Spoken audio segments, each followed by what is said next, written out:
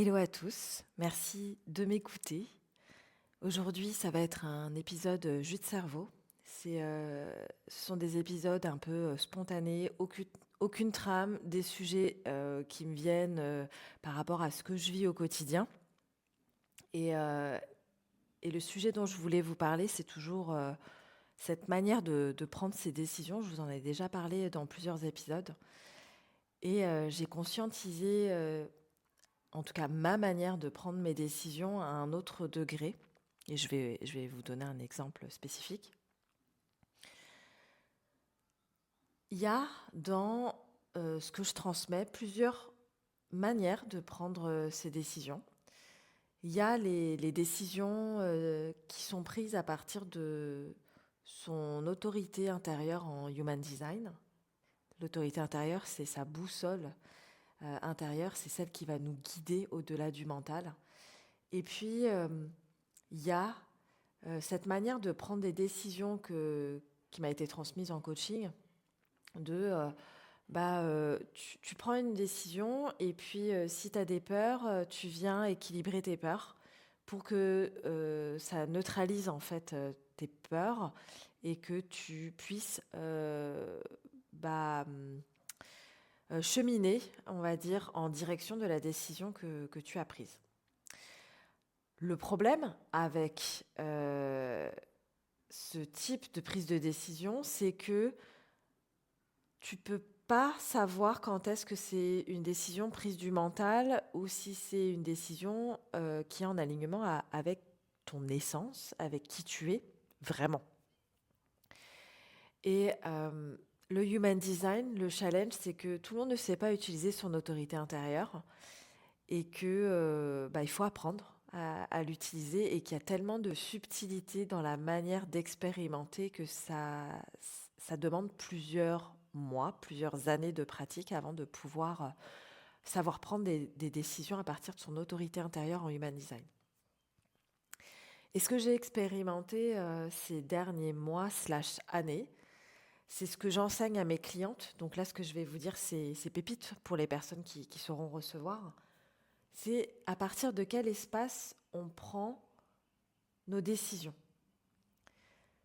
Si on prend nos décisions à partir de l'espace du manque et de la peur, on peut être amené à prendre des décisions qui sont identiques avec une décision qui part d'un autre espace, notamment un espace d'inspiration et d'envie. Mais la vibration que l'on émet lors de cette prise de décision va être différente. Comment on va vivre le process et les conséquences qui découlent de cette décision cette manière de vivre tout ça, en fait, le comment va être différent. Et c'est ce qui fait, à mon sens, toute la beauté de la vie, quand on sait faire la différence subtilement. Et ça ne veut pas dire qu'on va toujours prendre des décisions qui sont juste fun, agréables. C'est juste que notre capacité à dissocier ces différentes manières de vivre ces expériences vont nous amener à choisir des expériences plus agréables que d'autres, plus confortables que d'autres, plus alignées avec la manière dont on a envie d'évoluer et d'expérimenter la vie tout simplement. Et un exemple que j'ai vécu récemment, je me suis faite masser il y a quelques jours lors de mon séjour à Marrakech. Et quand la thérapeute me demande quelle huile je souhaite utiliser, dès que je sens l'odeur d'une certaine huile, je me sens bien et direct, j'ai envie en fait de pouvoir bénéficier des vertus de cette huile-là. Et puis, s'en vient un discours mental où je sens une autre huile et où je me dis, ah oui, mais cette huile-là, elle est plus relaxante, elle est plus paisible, c'est pas mal pour un massage relaxant, c'est aligné avec l'intention, etc. Et donc là, je m'observe avoir ce discours mental. Et donc, bien sûr que je peux m'auto-coacher pour me convaincre de prendre l'huile relaxante que je perçois comme relaxante. Mais quand je reconnecte à mon corps, je me rappelle de comment je me suis sentie quand j'ai senti l'huile qui m'a attirée en premier. Et donc, c'est de savoir dissocier l'un de l'autre et de pouvoir prendre nos décisions en alignement avec qui l'on est.